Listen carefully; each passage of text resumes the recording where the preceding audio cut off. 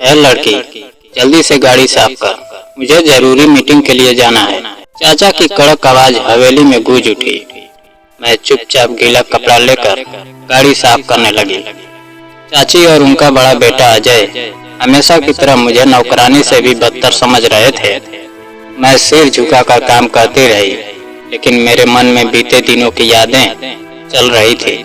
यही हवेली कभी मेरी थी। मेरे पिता गांव के सम्मानित जमींदार थे।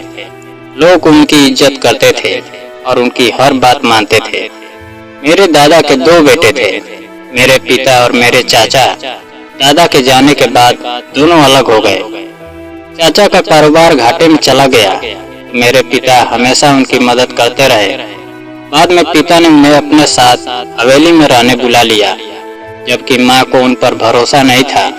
कुछ समय बाद पिता की सड़क दुर्घटना में मृत्यु हो गई और हमारी जिंदगी बदल गई। चाचा ने धोखे से जमीन, कारोबार और हवेली के कागज अपने नाम करवा लिए। माँ और मुझे हवेली के पिछवाड़े के टूटे कमरे में भेज दिया गया। हमें नौकरों की तरह काम करना पड़ता था। चाची ने मेरी किताबें छीन ली और कहा कि अब मेरी जगह रसोई और झाड़ू में है। मैं दिन भर काम करती और रात में छिपकर पढ़ाई करती। माँ हमेशा मुझे हिम्मत देती कि समय एक जैसा नहीं रहता। चाची का बड़ा बेटा अजय मुझे अपमानित करता रहता था, लेकिन उनका छोटा बेटा विजय अलग था। वह हमारे दुख को समझता था। जब हमें खाना नहीं मिलता था तो वह चुपके से हमारे लिए खाना लेकर आता था। वह मुझे पढ़ाई जारी रखने के लिए प्रेरित करता और किताबें लाकर देता था। मैंने मन ही मन ठान लिया था कि एक दिन माँ को उनका सम्मान वापस दिलाऊंगी। वर्षों तक मेहनत करने के बाद मैंने प्रतियोगी परीक्षा पास कर ली और आईपीएस अधिकारी बन गई। जिस दिन नियुक्ति पत्र मिला उस दिन माँ की आंखों में गर्व के आंसू थे। उसी समय विजय परेशान होकर मेरे पास आया। उसके पिता लालच में उसकी शादी दहेज के लिए करना चाहते थे। मैंने उसे भरोसा दिलाया कि सब ठीक होगा। अगले दिन मुझे पता चला कि चाचा और अजय एक सरकारी अधिकारी को रिश्वत देकर एक जमीन अपने नाम करवाने जा रहे हैं। उन्हें नहीं मालूम था कि वह अधिकारी मैं ही हूँ। वह जमीन मेरे पिता ने गरीब बच्चों के लिए स्कूल बनाने हेतु सरकार को देने का फैसला किया था, लेकिन चाचा उसे बेचकर करोड़ों कमाना चाहते थे। मैं अपने कार्यालय पहुंची और कैमरों के जरिए उन्हें देखती रही।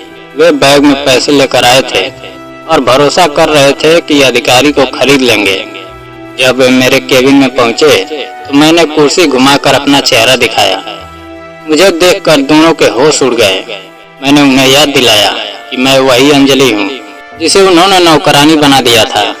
चाचा ने पहले तो विश्वास नहीं किया, लेकिन नेम प्लेट देखकर सच्चाई समझ गए। फिर उन्होंने रिश्वत देकर फाइल पास कराने की कोशिश की। मैंने साफ कर दिया कि जमीन उनकी नहीं है और वहाँ स्कूल बनकर रहेगा। मैंने बताया कि उनके सारे षड्यंत्र और फर्जी दस्तावेजों की जानकारी मेरे पास है।